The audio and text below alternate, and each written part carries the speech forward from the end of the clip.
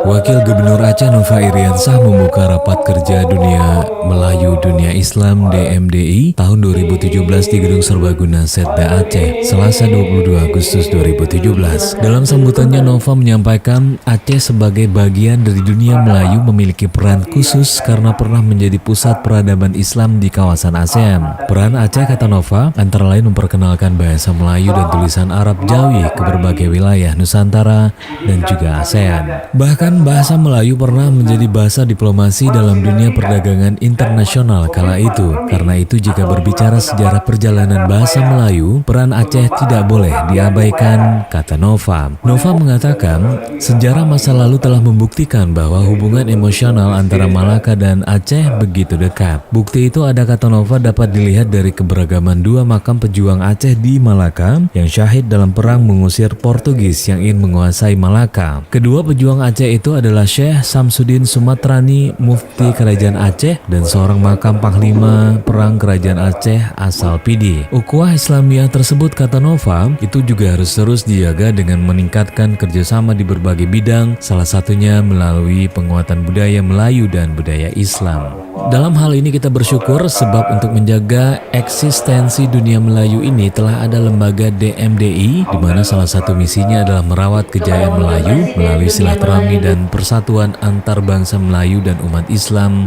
kata Nova.